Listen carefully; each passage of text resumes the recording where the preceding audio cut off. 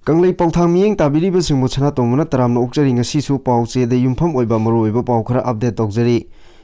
amagi yumda bom thamjilamle ngasi ayuk sakhangdaba singna Porompat police station na konba nongmeibung Rajbari lane number 1 da leiba yum amagi thongalda RCIED bom ama thamjilamle bom thamjilamliba yumbu adugi mamingna nongthombam Munindro sahi yangkai taret apokpa Syamo kawi mahak agriculture department da executive engineer oina leibani hairi presna phongma paw amagi matung ina ngasi ayu pung 3 minute yangkai rom taba matamda mahaki yumda misingna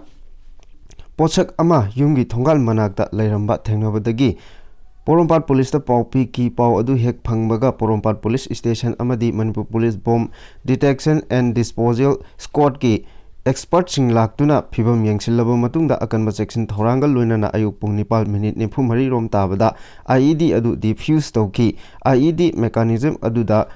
golatin explosive electronic detonator ani RC circuit ama power source ahum amadi splinter khara yauramba thengnaki haiki bom asi kanana thamlamlibano haiba chapchana khangba ngamdri hiramasiga mari leinana Porompat PS ta case ama lokhutkre hairi Maka tarakpada geng khupu ama police na thugaikre Lilong hauribida Aadhaar card driving license yauna tongan mamari leinaba che chang sachinnaraga miyamda mobile gi sim card phangalamba geng khupu ama police na thugaikre Thobal police na thadorokpa chirol amagi matung inna SDPO Thobal Dinesh na lusingba team amana Lilong police ka khusumna duna Lilong hauribi makha lekaida leiba DP Enterprises koba dukan amada thihumduna red chathabada mafam aduda che chang kaya kanglon kaina sem sarambada natana sim card sing naronda yolamba thengnakibani thodo asida dolai pabum Isa Ahmad koba miyoi ama Phagatpa ngamki mahak pharba matungda mahakna haidoroppadagi atopa miyoi ani amagasu Phagatpaga loinana chechang sim card sing amasung makoina sijinaramba khochu khulai singsu Phagatpa ngamle hairi Maka tarakpa atopa paw amada Arambai Tengol gi icha sing sokpa yaroi haiduna mama oibi singna khongjang changsin khre Arambai Tengol unit 13 na koliba mafam singi ima ibel ahallaman singna Central Force singna Arambai Tengol gi thomi ahum pharaga matung maral sibabu yaningdaba phongdoktuna kholaw kaya lauduna Arambai gi icha sing sokpa yaroi makhogi dama aikoi mayam leiri haiduna apunbagi kholaw lawminakhre ngarang numidang ima ibel singna khongjang changsin khiba mafam sing adudi Langjing Patchoi Part 1 2 3 4 Tabungkhok Yurembam Sagol Tongba Konthoujam Khumbong Moidangpok Ngairangbam Awang Khunou Sanakaithel Kanchikhul Karong Maklang Luker Leitong Harau Khunou Harau Kairang amadi Salamni hairi Makatarakpa pawda yawaloi ahumna laikidabada KCP na awaba phongdorakli Manipur Kanglei Paka Tainaba Myanmar gi ngamkai paringda Manipur gi apunba yawlup singi lanmi tengolga India na khunek oina sijinaba KNAB amadi makhoi gi apunba khutpuga proxy war oina soknaba lanphamda haukiba January 13 ta RPF PLA gi second lieutenant Chalam Henthoiba January 13 da UNLF MPA gi Captain Chirom Chiramcha Elias Robindro amasung KYKL gi MYL gi private Moirangthem Sunil Elias athoba mathang chitna laikhidre Manipur gi ningtamba hanjilaknabagi lanphamda thawaina pontha pikraba athoba singi maphamda KCP MFL na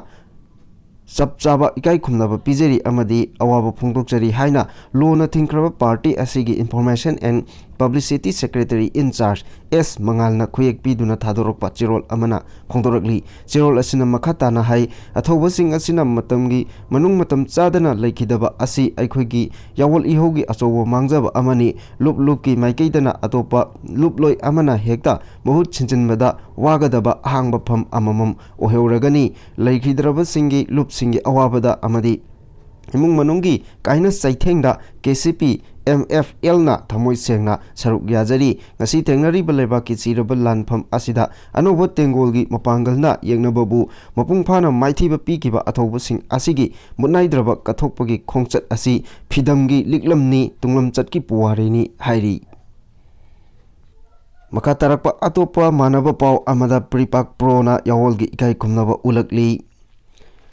Manipur Kanglipaki Ngamkai Ngaknabagi Lanphamda Thawai Katkraba Thongna Phaba Yawa Lanmi Ahum Itau Captain Chirom Chiramcha Marup Second Lieutenant Chalam Henthoiba Amadi Patho Moirangtem Athobagi Maphamda Yawolgi Ikai Khumnabu Uchari Haina Aina Thinkraba Manipurgi Lalolup Ama Oiriba People's Revolutionary Party of Kanglaipak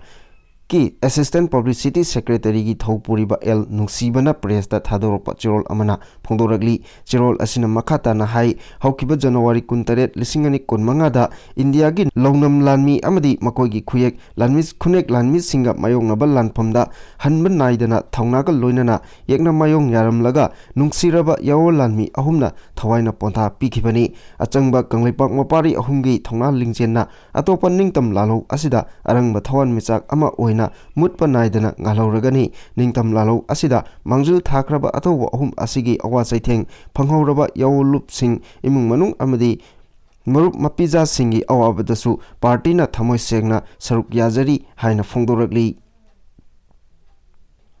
Makatarapa Atopa Pauda Operation da Khulai Kayamrum Phagatpa Ngamkre Security Force ki Kangbuna Manipur gi Sing amasung Tampaki Tongan Tonganba Mafam Singda Chatharakpa Operation gi Manung Channa Ngarang Taramapol Suba Grewal Rifle amasung Sama Taramathoi Suba Battalion CRPF amasung Manipur Police ki Apunba Kangbuna Churachandpur District ki Manung Chanba Matajang Village da Chathakiba Operation da Khulai Kaya Phagale Hari Operation adu da Phagalaba Khulai Sing adudi Insas ki empty magazine ama XLR life round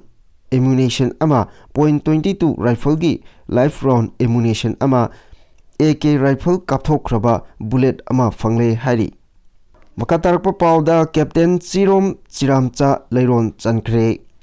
Manipur gi saktam kannabagi damak Indo Myanmar border da khud thongnabagi thodok amada laikhidraba koirengna lusingba UNLF ki Captain Chirom Chiramcha Elias Robindro gi hakchang ngasi mayang Imphal thana awang lekaida nat ki chanabiga loinana leiron chankre masing yamlaba miyamna mayang Imphal da leiba N Tomchau Higher Secondary School ground da lagduna laikhidraba Captain Chirom Chiramcha gi mafamda haigat laikat tambaga loinana ikai khumnaba utkhi tungdam miyam gi khongjat ama chatuna laikhidrabagi pongna phamlamdam mayang Imphal thana awang lekaida leiron chankhi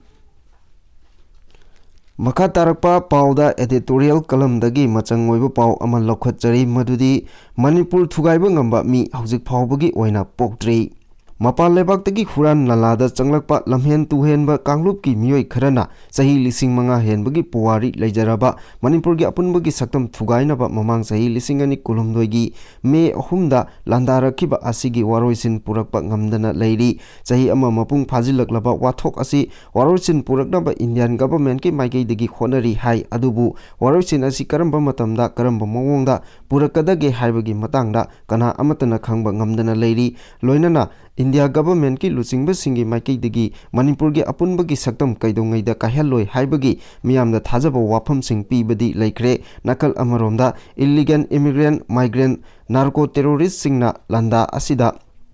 Makoigi pandamni hairiba Manipur gi apunbagi saktam mache tana thugairaga sin Kuki jo singi tonganba lebak ama semna bagi demand phangdriba phawba lan chathagi gani haiba asini masigi matangda Kuki MLA amana asumna su hai Manipur gi maitei sing tan thoklaba matungda yumlonaba Myanmar da leiba Maitei sing punamak tanthokani hauzik chathariba lan asigi final lakigani haibana singba khamthengna singnabo wafam sing social media da viral oirakliba asigi matangda central amadi state government ke maikei digi karamba makhalgi logi oiba action lakhutkadagi haibadu miyamna khangningduna yengba ngainari Amaromda landa asida sogotliba Kuki MLA taragi mathakta laingaki maikei digi logi oiba action amata lokatpa leitabana MLA tara asigi apunbagi saktam thugainaba ka henba wafam sing phongdorakliba asi India constitution da achobo singnaba amani phibam asi yauraba phawa Manipur Legislative Assembly gi speaker gi maikei dagi lokatpam thokpa thabak sing lokhattabagi maram karigino haiba asini hauzik oiriba phibam asida miyamna Manipur gi apunbagi saktam kaikhragadra haibagi mipainaba leibadagi landarakliba singda ninganaba leitana lanthengnabagi thabak chathabaga loinana apunbagi saktam hiram amatada compromise tawroi apunbagi saktam da singnarakpa khudimak mayoknabagi khongphamdagi handokloi haibagi phirep leiri cherak asida chief minister nongthombam bilena